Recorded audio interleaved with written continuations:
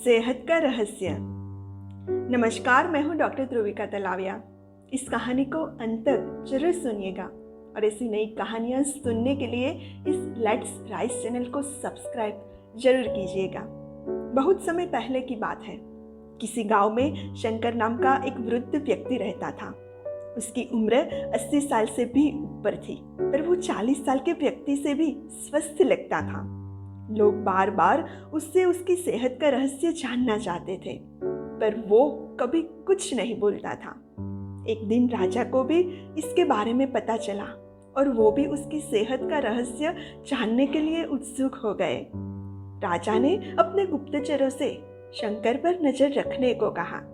गुप्तचर वेश बदलकर उस पर नजर रखने लगे। अगले दिन उन्होंने देखा कि शंकर भोर में उठकर कहीं जा रहा है। वे भी उसके पीछे लग गए। शंकर तेजी से चलता जा रहा था। मीलों चलने के बाद वो एक पहाड़ी पर चढ़ने लगा और अचानक ही गुप्तचरों की नजरों से गायब हो गया। गुप्तचर वहीं रुककर उसका इंतजार करने लगे। कुछ देर बाद वो लौटा। उसने मुट्ठी में कुछ छोटे छोटे फल पकड़ रखे थे और उन्हें खाता हुआ चला जा रहा था। गुप्तचरों ने अंदाज लगाया कि हो न हो शंकर इन्हीं रहस्यमय फलों को खाकर इतना स्वस्थ है। अगले दिन दरबार में उन्होंने राजा को सारा किस्सा कह सुनाया।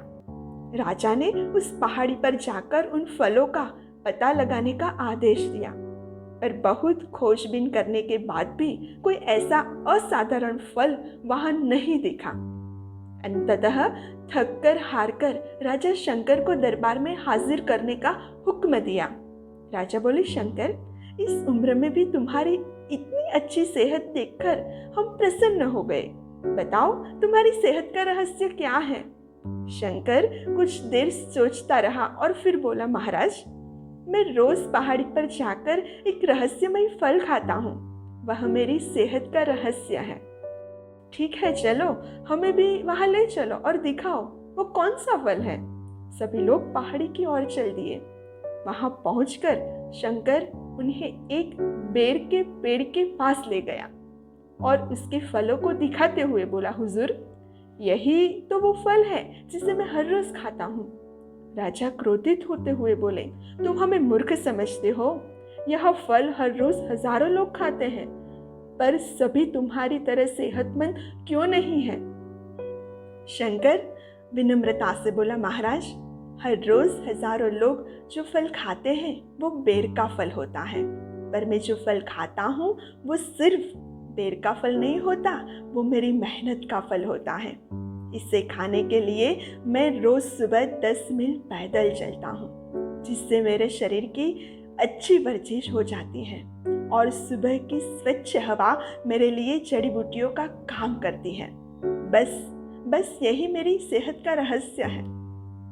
राजा शंकर की बात समझ चुके थे। उन्होंने शंकर को स्वर्ण मुद्रा देते हुए सम्मानित किया और अपनी प्रजा को भी शारीरिक श्रम करने की नसीहत दी। मित्रों, आज टेक्नोलॉजी ने हमारी जिंदगी बिल्कुल आसान बना दी है। पहले हमें छोटे बड़े सभी कामों के लिए घर से निकलना ही पड़ता था, पर आज हम इंटरनेट के माध्यम से ही घर बैठे बैठे सारे काम कर लेते हैं। ऐसे में जो थोड़ा बहुत फिजिकल एक्टिविटी के मौके होते थे वो भी खत्म हो जा रहे हैं और इसका असर हमारी सेहत पर भी साफ देखा जा सकता है। WHO के मुताबिक आज दुनिया में 20 साल से ऊपर के 35% लोग ओवरवेटेड है और 11% ओबेस है। ऐसे में ज़रूरी होता है कि हम अपनी सेहत का ध्यान रखें और रोज़मर्रा के जीवन में शारीरिक श्रम को महत्व दें।